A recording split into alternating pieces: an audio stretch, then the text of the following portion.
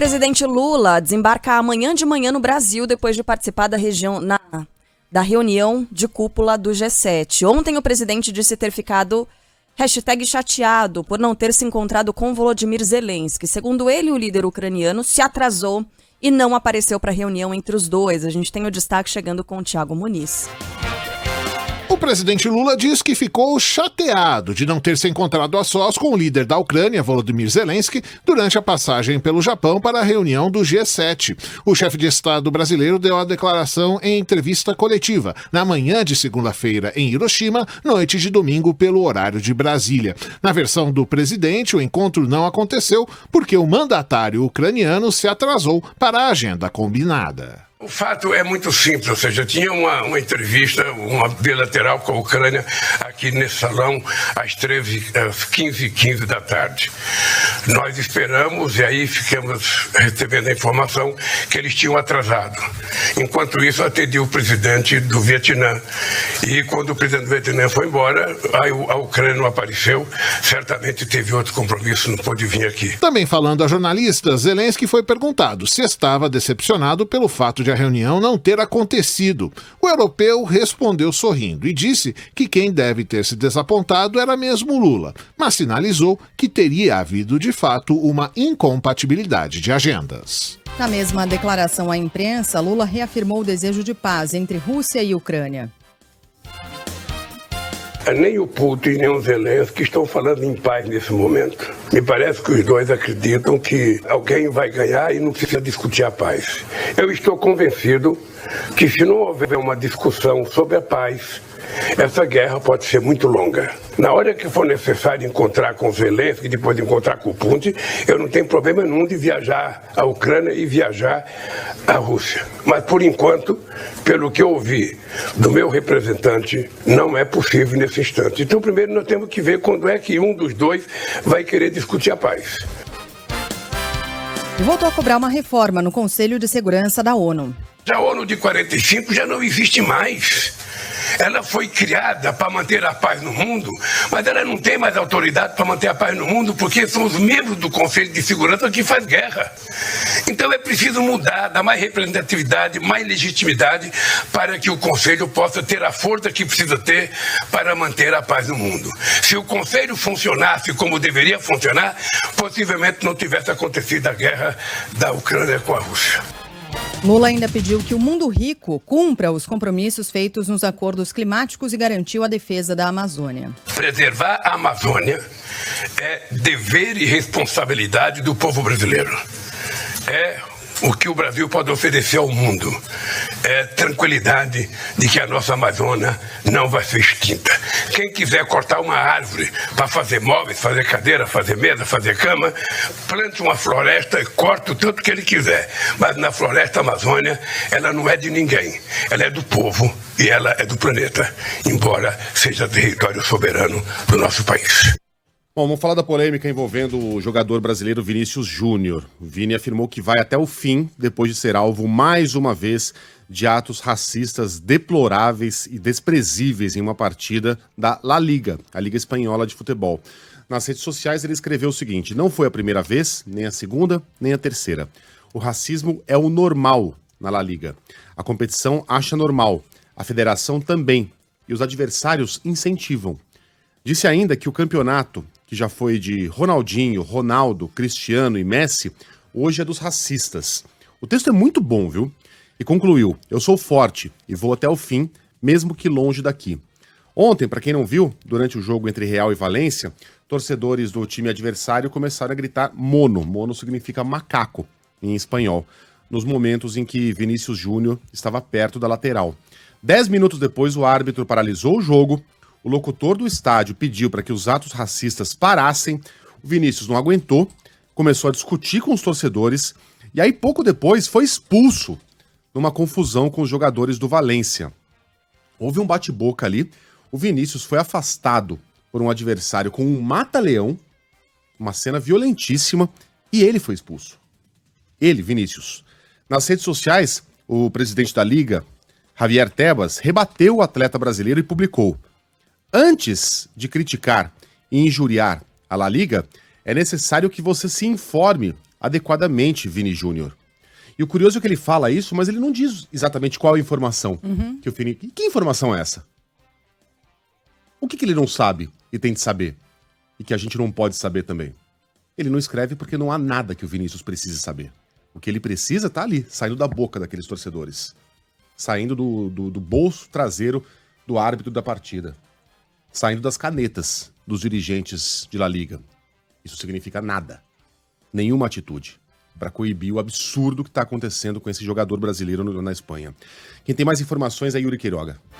O Ministério da Igualdade Racial afirma que vai pedir explicações à La Liga e autoridades da Espanha sobre as injúrias raciais contra o atacante Vinícius Júnior. Pelas redes sociais, a pasta do governo federal repudiou o episódio deste domingo no estádio Nou Mestalla, em Valência. A CBF também se pronunciou em nota assinada pelo presidente da entidade, Edinaldo Rodrigues, que disse, abre aspas, não há alegria onde há racismo, fecha aspas, e perguntou até quando se vai precisar lembrar que racismo é crime. Clubes como o Flamengo, formador de Vinícius Júnior, também se manifestaram contra as ofensas racistas e se solidarizaram com o atacante brasileiro. Vini Júnior, que reclamou da falta de medidas mais duras, foi rebatido pelo presidente da La Liga, Javier Tebas, que disse que o atacante não teria comparecido a nenhuma reunião solicitada por ele próprio para discutir o assunto. A Liga Espanhola disse que vai analisar as imagens que mostram torcedores insultando o jogador durante a vitória do Valência por 1-0 sobre o Real Madrid.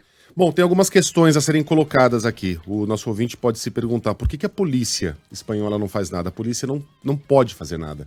Porque, diferentemente do Brasil, a Espanha não tipificou o crime de injúria racial. É um crime de racismo, existe, mas é preciso que haja uma ação direta. Mas o xingamento não é não. Não é. Não adianta reclamar comigo.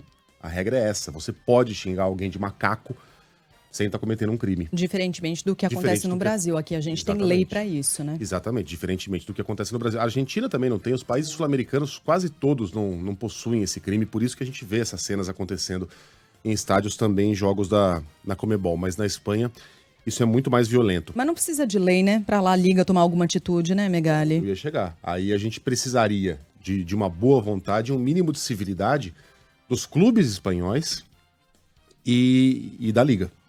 Já que os jogadores parecem realmente incentivar esse tipo de comportamento, com uma ou outra exceção, e geralmente essa exceção é composta por jogadores latino-americanos, principalmente brasileiros, craques brasileiros que inclusive jogam em outros países e se manifestaram a respeito do assunto, mas a Liga não toma providência nenhuma. Pelo contrário, transforma Vinícius Júnior em vilão. Como alguém que tá lá cheio de mimimi, reclamando daquilo que não sabe. O Vinícius precisa se informar melhor. Se informar melhor sobre o quê, cara? Vocês estão incentivando um comportamento medieval, criminoso, absurdo, deplorável, desprezível, que mereceria, inclusive, atitudes mais radicais de jogadores brasileiros, como a decisão de não atuar mais na Espanha. Mas é necessário, porque o jogador... Sim. Eu entendo que é um mercado importante. Ali estão alguns dos melhores times do mundo. Entendo que o brasileiro sonhe em jogar no Barcelona, no Real Madrid. Isso acontece com muito mais frequência em Madrid do que em Barcelona, mas também em outras cidades da Espanha. Mas há outras ligas. Não me pareceria uma decisão tão absurda se os jogadores brasileiros em bloco decidirem abandonar o futebol espanhol. Porque aquilo se tornou um antro de racistas. Sem nenhuma atitude. Sheila, a gente viu uma imagem. Dá pra encontrar aquela música Strange Fruit, Carlinha? Da Billie Holiday. Da Billie Holiday. A gente viu uma imagem das mais desprezíveis da história do futebol. Não sei nem se dá pra colocar na história do futebol, mas da história recente da humanidade, que era um boneco pintado de preto, representando o Vinícius Júnior, com a camiseta do jogador brasileiro pendurado em um viaduto na Espanha, como se fosse uma pessoa enforcada. Mas aquilo era uma provocação ao jogador independentemente da cor. Sério? Não era.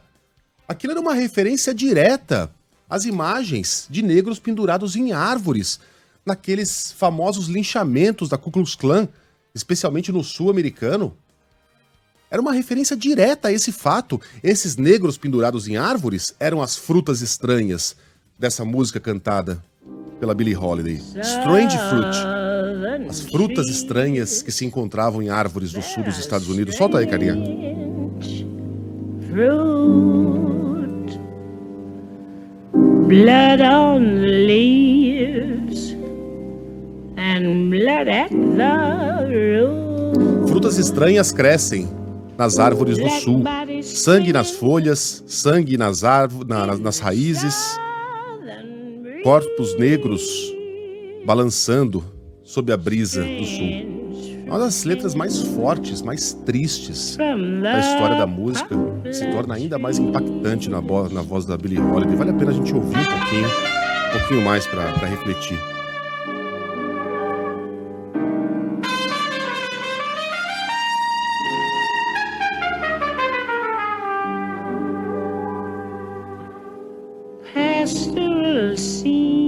Uma cena pastoral do charmoso sul. Os olhos, como é que se diz? Vidrados. Os olhos vidrados, a boca retorcida, o odor de magnólia, doce e fresco. Então, o odor súbito da carne, eu estou traduzindo aqui direto do inglês, tá? Da carne burning flesh, da carne em chamas. Aqui está uma fruta. Bom, procurem lá a letra, procurem a música, é horrível, mas linda ao mesmo tempo. Essa cena do Vinícius remete a isso. Aos Estados Unidos, ao Alabama, ao Mississippi, aos assassinatos, aos linchamentos. Aquele boneco de um homem negro pendurado em uma ponte lá da Espanha, né? Quando isso aconteceu. Pra quem não lembra, né, dessa cena, é muito recente isso, é bem recente. E é isso que a gente tá vendo na Espanha, na civilizada Espanha de 2023. E fica o Vinícius Júnior gritando sozinho. Corajoso. Não permite que isso afete o futebol dele, é um craque, jogando cada dia melhor. Cada dia mais corajoso e mais impávido. Com a espinha ereta, enfrentando essa gente toda sem a ajuda de ninguém. E ainda tem que ouvir desaforo desse presidente da Liga. Bom, o Vinícius mais tarde voltou a criticar o Javier Tebas e afirmou, aspas, mais uma vez, em vez de criticar racistas, o presidente da Liga aparece nas redes sociais para me atacar. Por mais que você fale e finja não ler, a imagem do seu campeonato está abalada. Omitir-se só faz com que você se iguale a racistas. Não sou seu amigo para conversar sobre racismo. Quero punições e ações. Hashtag não me comove. Como escreve bem o Vinícius, né? Após a partida, o técnico do Real Madrid, Carlo Ancelotti, mostrou-se indignado com a falta de medidas de La Liga, com mais esse caso de racismo contra o Vini. Tenemos un problema. No, yo no lo tengo, porque para mí Vinicius es el jugador más importante del mundo, más fuerte del mundo. La Liga tiene un problema. Un estadio ha hecho insultos racistas, un estadio completo. A ver qué pasa. Estoy muy curioso de a ver qué pasa. ¿Qué espera usted que pase? No pasa nada. Habitualmente no pasa nada, porque ha pasado muchas veces en otros estadios y que ha pasado nada. Importante o posicionamento do Carlo Ancelotti, porque quando você pega a íntegra dessa entrevista e ele é perguntado inicialmente sobre um balanço do jogo, e ele fala, eu não vou falar sobre futebol, não há nada a falar sobre futebol, a gente tem que falar sobre esse episódio de racismo. E ele só falou disso, ele não quis falar do futebol, porque faz todo sentido mesmo. Que importa a bola rolando com um episódio que aconteceu com o Vini Júnior, um estádio inteiro gritando como fica a cabeça de um jogador, um estádio inteiro, coloque-se você no lugar de Vini Júnior, você tá ali trabalhando e um estádio inteiro gritando macaco na sua direção. É duro, é selvagem, né? Um negócio selvagem, pré-civilizatório, isso é muito difícil, cara. É um negócio chocante que aconteceu com o Vini Júnior ontem, então que bom que o Carlo Ancelotti se posicionou dessa maneira. Você falou, né, Megali, sobre eventual boicote de jogadores ao Campeonato Espanhol, enfim, a clubes da Espanha. O Vini Júnior deixou essa porta aberta, né? Porque quando ele escreveu ali o primeiro post dele, cabe ali um entendimento de que o Vini Júnior deixou em aberto a possibilidade de sair do Real Madrid, porque ele fala nesse texto aí que vai seguir até o fim contra os racistas, mesmo que longe dali. Ele escreveu isso, né? E ele fala que no Brasil a Espanha é conhecida como um país de racistas. Fala isso com todas as letras, sem tirar nem pôr. Bom, o governo brasileiro deve entrar em ação, né? O Lula falou sobre o assunto na reunião do G7, cobrou providências da FIFA e prestou solidariedade ao atleta brasileiro. Fazendo um gesto de solidariedade ao jogador brasileiro.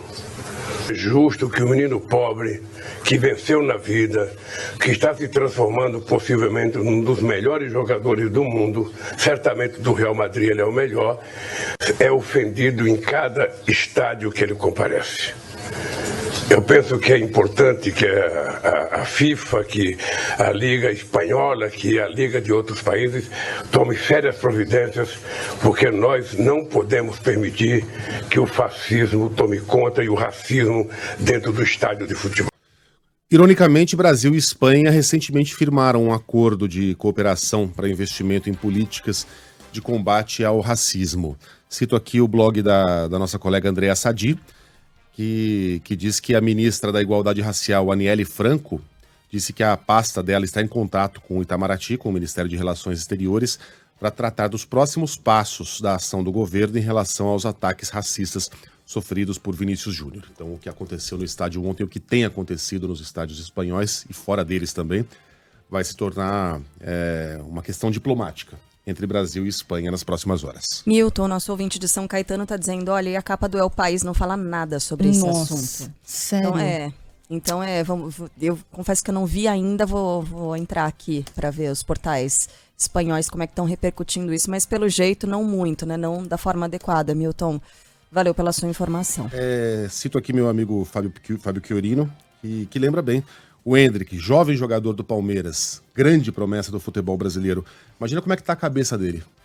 Ele tem 16 anos de idade, já tem contrato assinado com a Espanha, em menos de 2 anos estará jogando no Real Madrid. É um jovem negro e tá vendo isso acontecer, né? Como é que fica a cabeça de um menino que estava realizando o seu sonho e percebe que talvez esteja de data marcada para viajar para um pesadelo. Valeu, Fabião. De volta ao Brasil, a Câmara dos Deputados pode votar nessa semana a proposta das novas regras fiscais que vão substituir o teto de gastos. Na semana passada, o governo contou com o apoio de 367 parlamentares para aprovar a tramitação em regime de urgência, incluindo partidos de centro-direita e direita, também digamos assim, né, como PSD, republicanos, MDB e também dissidentes do PL. Mais informações agora de Brasília com o João Pedro Melo. Mesmo diante de novas discussões e reuniões, segue a expectativa para que o plenário da Câmara dos Deputados vote ao longo da semana o projeto do governo federal que estabelece uma nova meta fiscal. A medida deve substituir o chamado teto de gastos e teve a urgência aprovada na semana passada, o que quer dizer que o texto não precisa passar pelas comissões da Casa, como a especial e até a de Constituição e Justiça. O projeto prevê que as despesas serão sempre menores que as receitas, com a inclusão de gatilhos no texto que obrigam a redução dos gastos quando forem ultrapassados alguns limites. O relator do texto, o deputado Cláudio Cajado, defendeu o projeto, que deixou de fora do limite de despesas o reajuste do salário mínimo acima da inflação, além de projetos sociais como o Bolsa Família. Ele parte de um pressuposto de que, em momentos de abundância, nós temos condições de fazermos as políticas públicas serem efetivadas. Mas nos momentos de crise, nós teremos um indutor importante que é o poder público, desenvolvendo investimentos e mantendo a máquina com custeio. Para valer, a nova regra fiscal precisa de 257 votos na Câmara e 41 no Senado. Ainda no Congresso, a CPMI dos atos de 8 de janeiro, que vai apurar a invasão a sedes dos 3 poderes, será instalada na quinta-feira. A comissão terá maioria governista. Mais de Brasília, agora com a Thalita Almeida. O Senado deve instalar na próxima quinta-feira a CPMI dos atos do dia 8 de janeiro. A comissão, que terá maioria governista, vai contar com 16 deputados e 16 senadores e o mesmo número de suplentes. Até agora, 24 nomes foram indicados. A primeira sessão será comandada pelo senador Otto Alencar, o parlamentar mais velho da CPMI. Ele que vai coordenar a eleição do presidente e do relator. O deputado Arthur Maia, do União Brasil, é o mais cotado para presidir a comissão e o senador Eduardo Braga, do MDB, a relatoria. Na Câmara, os deputados devem voltar a se reunir amanhã para analisar e votar os planos de trabalho sobre as 3 comissões instaladas na Casa. Uma é a CPI do MST, que vai investigar as recentes invasões de terras pelo país após a eleição do presidente Lula. Outra é a das Americanas, que vai analisar o rombo de cerca de 43 bilhões de reais da varejista, que acabou entrando em recuperação judicial. A terceira será a CPI do futebol, que vai apurar o esquema de manipulação de jogos por meio de apostas esportivas. Os deputados terão 120 dias de trabalho para as 3 comissões e vão poder requerer documentos, além de convocações para depoimentos. A Secretaria Nacional do Consumidor realiza nesta semana um mutirão para fiscalizar a redução no preço dos combustíveis. Na última terça-feira, a Petrobras anunciou uma queda de 40 centavos no litro da gasolina e de 44 centavos no do diesel. Mas muitos motoristas se queixam da demora para que o novo valor chegue às bombas. Detalhes com Júlia Kallenbach.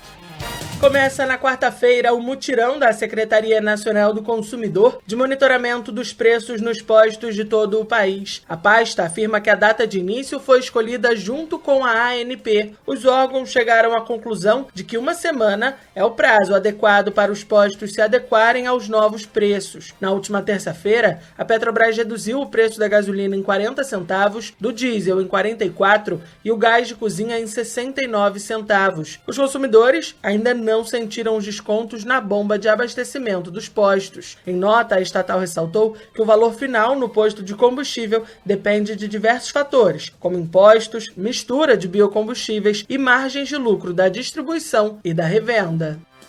Já tô achando que o posto que não baixou o preço até agora não vai mais baixar, né? É cara de pau, né? Tá andando de louco? Não tá andando de louco? Baixa preço? Oi, por quê? Eu já baixei. Né? Parece isso, não gente. Baixei. Você que não viu. Vem aqui abastecer. Na hora que passar a maquininha, você vai ver. Isso. Né? Pronto. É verdade, tá dando de louco mesmo. Não tá.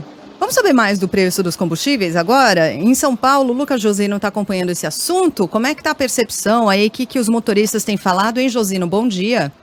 Todo mundo bravo, viu, Sheila? Bom dia para você, para Carla, para o Megali, para os nossos ouvintes. A gente fala ao vivo de um posto na Zona Leste, que a gente também falou ao vivo na semana passada depois da redução. E naquele momento, na quarta-feira, R$ 5,39 era o preço do litro da gasolina. O anúncio, segundo até a nossa repórter Júlia Kallenbach, todo mundo falou sobre isso, era de 40 centavos para as refinarias. Só que os motoristas não perceberam esse reajuste para baixo na maioria dos postos, principalmente aqui na capital paulista. Hoje está R$ 5,19 o litro da gasolina por aqui, 20 centavos a menos. A gente perguntou para o dono do posto e para os gerentes, mas por que se a redução foi de 40 centavos? Ele disse que teve que pagar mais caro para a refinaria, que a refinaria não passou esses 40 centavos para ele. Por isso que o estoque foi um pouco acima, e aí ele teve que baixar 20 centavos só. A gente rodou em mais de 15 postos desde quarta-feira até agora, aqui na cidade de São Paulo. E o argumento dos donos dos postos é esse mesmo. A Sincopetro, que é o sindicato que representa a categoria, também fez um levantamento em 7 postos de 3 bandeiras diferentes e percebeu uma média de um reajuste para baixo de 25 centavos, muito menos comparado àqueles 40 centavos. A gente encontra aqui R$ 4,99 o litro da gasolina, R$ 5,10, R$ 5,19, que é a média nacional, segundo a Petrobras, mas não encontra uma redução de 40 centavos. Muito difícil mesmo, tem que pesquisar bastante. O argumento dos donos dos postos é esse, Sheila. E quem fica bravo com tudo isso é o motorista na hora de abastecer. O pessoal tá com razão, né? Quando fica bravo. Tem toda a razão, E a gente viu acontecer de tudo. Aquele posto de combustível que baixou o preço, depois subiu, né? Então ficou...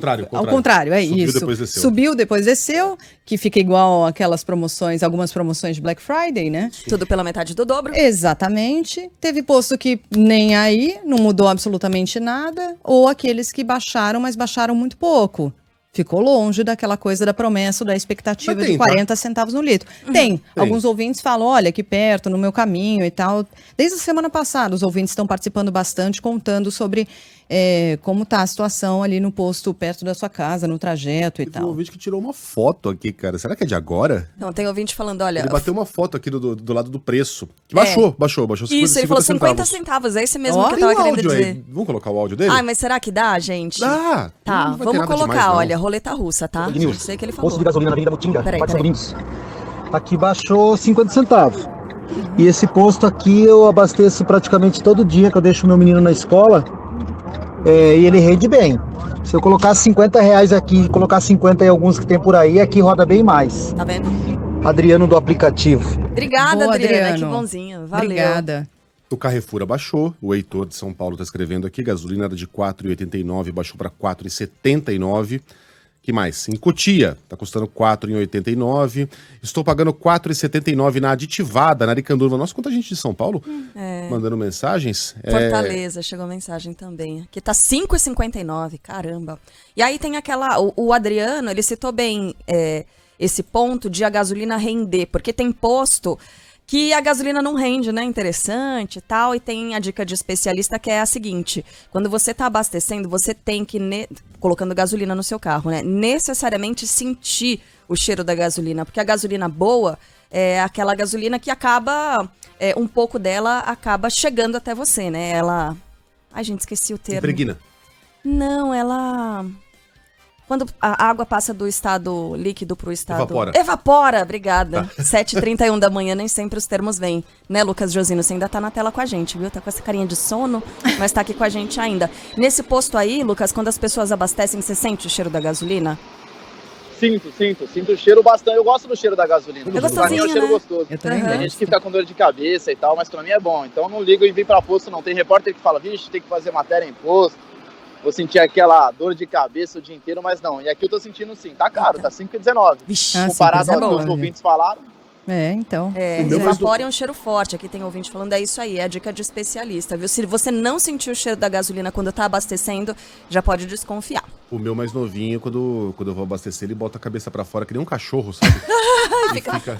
E fica lá curtindo o cheiro da gasolina. Ai, gente. Isso faz mal isso? Devo deixar? Tá tudo bem? Só um pouquinho, acho que não, né? Só um tiquinho. É rapidinho, né? Valeu, Luquinha. Valeu, Lucas. Obrigado. Paulo Castro é de Goiânia. 2 postos baixaram 30 centavos. Por aqui, que mais? Manaus, 6,29, Luiz Carlos. Caramba. Só pode ser aditivada, né, gente? Normalmente é caro.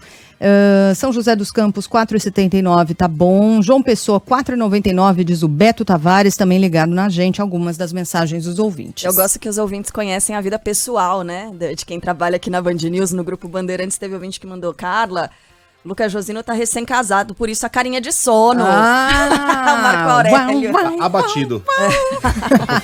Em frente, o Ministério da Saúde lança o primeiro edital do programa Mais Médicos no governo Lula.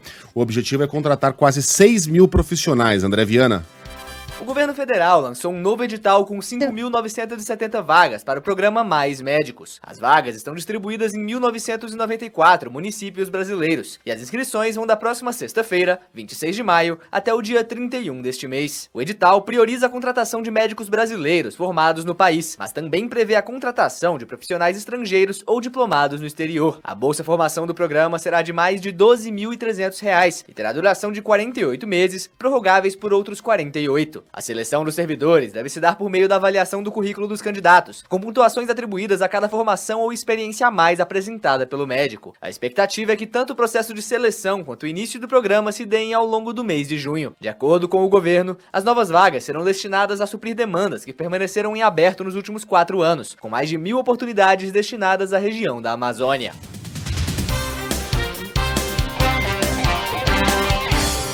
Agora o destaque chegando do sul do país, a Corregedoria da Câmara vai tentar, mais uma vez, notificar o deputado cassado, Deltan Dallagnol.